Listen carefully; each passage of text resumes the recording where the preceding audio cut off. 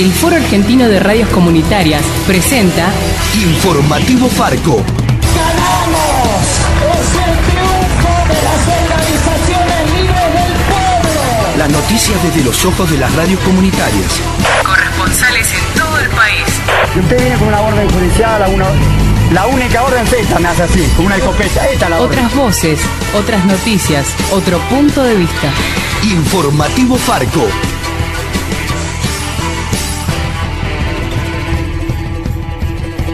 Hola Argentina, muy buen día, ¿cómo están? Bienvenidas, bienvenidos a esta producción informativa nacional de Farco, el Foro Argentino de Radios Comunitarias. Este noticiero que se hace en red desde las radios populares de todo el país y que suena en esas radios emitiéndose desde aquí, desde Rosario, donde está nuestro centro de producción. Los invitamos a compartir la primera edición de hoy, jueves 18 de agosto de 2016.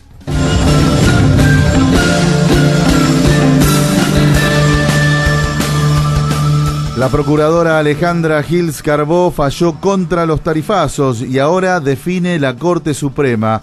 La jefa de todos los fiscales federales avaló el fallo de la Cámara Federal de La Plata que anuló los tarifazos y le sugirió a la Corte ratificarlo. Gils Carbó argumentó que no hubo audiencias públicas y también remarcó que el tarifazo pone en juego derechos humanos como el derecho de toda persona a un nivel de vida adecuado y también el derecho a trabajar y comerciar. En declaraciones a Informativo Farco, el integrante de la Asociación de Defensa de Derechos de Usuarios y Consumidores, Osvaldo Bassano, celebró el dictamen de Gils Carbó y pidió que la Corte, que debe reunirse hoy, no lo desoiga.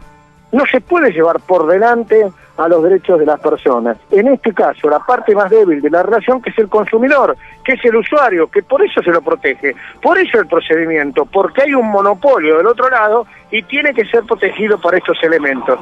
Por eso está hablando del trato digno, por eso está hablando del acceso al consumo, que verdaderamente no había sido tenido en cuenta, y esperemos que la Corte no lo desoiga, porque creemos todos los consumidores que hay momentos en la vida que tiene que haber un quiebre para hacer valer los derechos constitucionales que verdaderamente este gobierno tiene muchos problemas para hacer cumplir.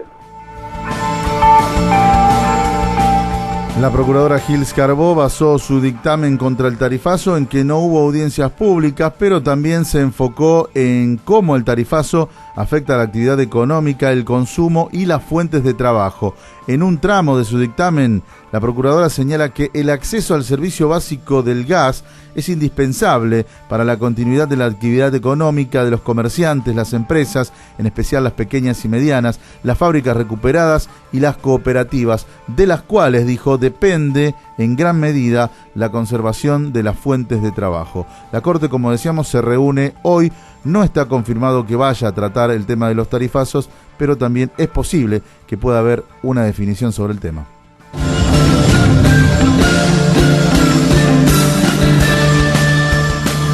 La jueza federal Martina Forms dijo estar muy preocupada por su familia, por la granada que apareció en un contenedor cerca de su casa.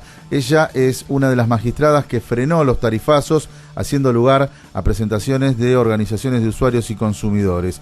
La jueza federal de San Martín dijo que periodistas de algunos medios, que no identificó, la llaman de manera agresiva y la acusan de kirchnerista. Además, se mostró extrañada de que se hable solo de su fallo cuando es similar al de la Cámara Federal de La Plata, que anuló el tarifazo en todo el país. Esto decía la jueza Forms en la vereda de su casa en conferencia de prensa luego de la aparición de esta granada en un contenedor de la cuadra. Lo que quiero decir es que desde que yo opiné en esto, estoy muy extrañada porque yo saqué un fallo igual al de la Cámara Federal de La Plata.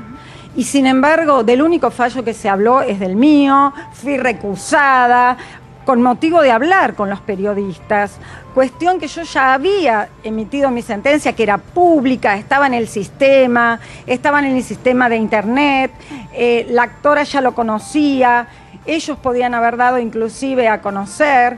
¿Usted cree que es una interpretación política o un fallo judicial? Bueno, obviamente es un fallo que cuestiona un acto del Poder Ejecutivo. Y yo estoy desde hace 10 años, soy jueza, y ahora justo llaman periodistas de algunos medios muy agresivos, que me empiezan a hablar y a acusar de kirchnerista. ¿Se siente perseguida usted, doctora? No, perseguida no, Doctora, pero he tenido... doctora, a través de la cámara de seguridad. Hemos bajado, espere, de a uno a la vez. Sí. Perseguida no me siento, he tenido algunos otros hechos, indicadores de que no les ha gustado lo que dije. ¿Alguna amenaza, doctora? No puedo decir que sean amenazas. Pero todo relacionado con este fallo. Y sí, a partir de mayo, porque yo quiero aclarar esto. Sé que el ministro Aranguren me ha nombrado en la Cámara de Diputados y no ha nombrado la Cámara Federal de La Plata, lo cual indica que esto viene direccionado hacia alguien. Declaraciones de la jueza federal Martina Forns en la puerta de su casa ayer, luego de conocerse la aparición de una granada en un contenedor de la cuadra donde ella vive. Ella, como decíamos, es una de las juezas que frenó los tarifazos y recientemente emitió un fallo en el que frenaba el aumento de la tarifa eléctrica en todo el país. Síguenos en Twitter, @FarcoArgentina.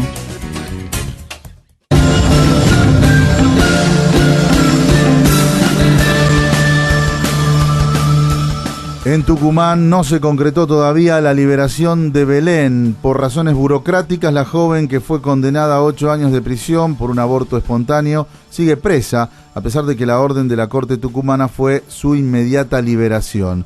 En declaraciones recogidas por nuestras compañeras de La Palta Comunicación, la abogada de Belén, Soledad Deza, criticó la demora y dijo que no puede ser una carrera de obstáculos para ella salir. La orden de la Corte ha sido inmediata libertad. Es grave, por eso les digo, es grave en términos de violación de derechos. ¿De voluntad de los jueces para hacerlo?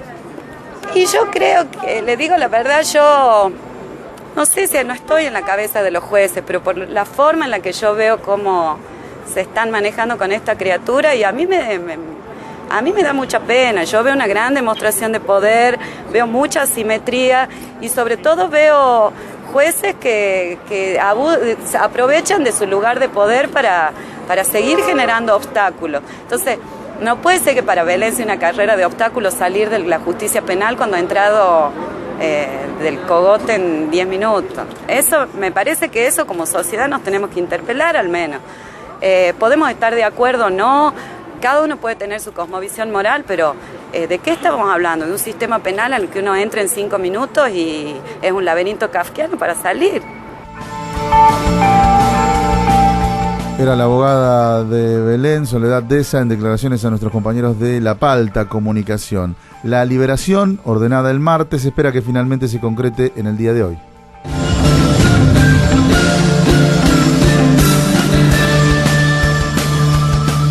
La CETERA anunció un paro nacional por la reapertura de la paritaria docente. Será el 24 de agosto, miércoles que viene, e incluirá movilizaciones en las provincias. Además del reclamo para que se reabra la discusión salarial, el principal gremio de maestros del país pide la continuidad de los programas nacionales socioeducativos, la eliminación del impuesto a las ganancias, que no haya modificaciones en la jubilación y un aumento en el presupuesto para la educación. Además del paro para el miércoles que viene, la CETERA resolvió participar activamente de la marcha federal que se va a realizar entre el 31 de agosto y el 2 de septiembre y que está convocada por la CTA de los Trabajadores y otras organizaciones sindicales y sociales. Los docentes privados agrupados en SADOP también anunciaron un paro nacional para el 2 de septiembre, mientras que el gremio docente UDA va a parar tanto el 24 de agosto como el 2 de septiembre.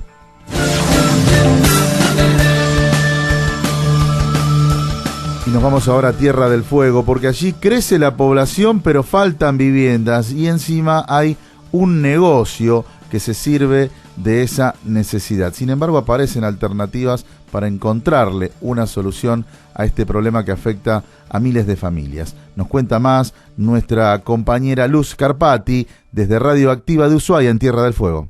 El problema habitacional en Tierra del Fuego es eso, un problema, y está en crisis. Según el censo del 2010, la provincia sumó el 24,8% más de habitantes. Esto la ubica segunda entre las provincias de mayor crecimiento del país. Las políticas nacionales de incentivo para producción industrial son, seguramente, la razón principal de que esto suceda. Pero, hay que decirlo, la política habitacional en manos de la provincia y del municipio de los últimos 10 años fue completamente deficitaria y hasta me animaría a decir nula. En el 2006, el entonces intendente Jorge Garramuño cerró el registro de tierras municipal y creó lo que podríamos denominar la patota municipal, la cooperativa Magimar. Esta cooperativa actuó durante todo el gobierno del intendente Garramuño y además durante los 2 periodos del gobierno radical como fuerza parapolicial que custodiaba los predios fiscales municipales para evitar la proliferación de asentamientos irregulares. Esto quiere decir que esta cooperativa rompió, destrozó, lastimó y desalojó durante más de 10 años. De todas maneras, ante la falta de viviendas, el mercado inmobiliario explotó, generó un negocio para muy pocos y nuevos asentamientos en los que aún hoy viven familias que están sin conexión de agua potable y sin conexión de gas de red. Hacía mucho tiempo que decíamos: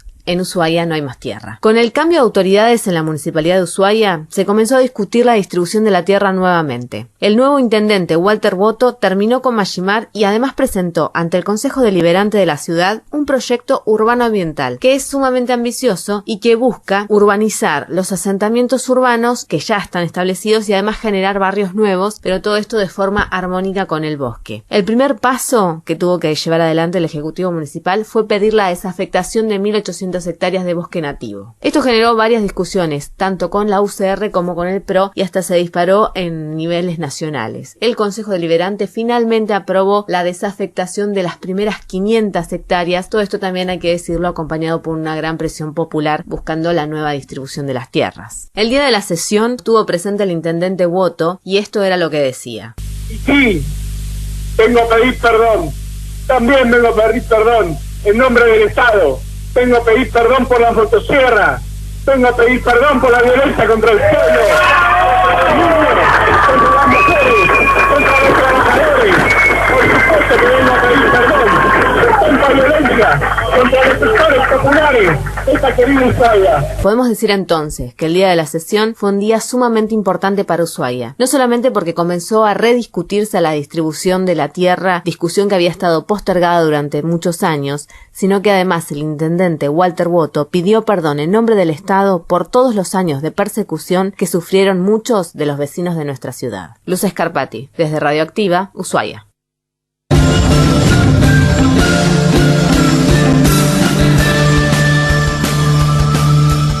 Casi 70 integrantes del grupo de curas en la opción por los pobres realizan hoy una huelga de hambre de 24 horas en apoyo a Milagros Sala. Son 68 personas, entre sacerdotes, laicos y laicas, que decidieron solidarizarse con la líder de la organización Tupac Amaru para que le levanten las sanciones que le aplicaron en la cárcel en Jujuy. En el comunicado en el que anuncian esta medida, estas 68 personas dicen que nos declaramos en huelga de hambre por 24 horas desde las 0 del jueves 18 hasta la misma hora del viernes 19, uniéndonos a la protesta contra la pérdida del Estado de Derecho en Jujuy y solidarizándonos con nuestra digna hermana Milagros Sala, de origen pobre y colla, primera presa política de esta democracia de bajísima intensidad. Recordemos que Milagros Sala hizo 5 días de huelga de hambre y la levantó por pedido de su familia. Desde este lunes están también realizando una huelga de hambre en la Plaza de Mayo, en un acampe, el padre Francisco Paco Olivera, del grupo de curas en la opción por los pobres, también Alejandro Coco Garfagnini, coordinador nacional de la Tupac Amaru, Nélida Rojas, de esa organización en Mendoza, Gumercinda Jiménez, de las Madres contra la Violencia Institucional, Victorio Paulón, de la CTA de los Trabajadores, y Ana González, antropóloga, feminista y docente de la Universidad de Buenos Aires, todos ellos integrantes del Comité por la Libertad de Milagros Sala. A ellos se suman durante las 24 horas de este jueves 18 de agosto, 68 personas del grupo de curas en la Opción por los Pobres. Las radios comunitarias argentinas ya tienen su propia agencia de noticias en Internet. agencia.farco.org.ar.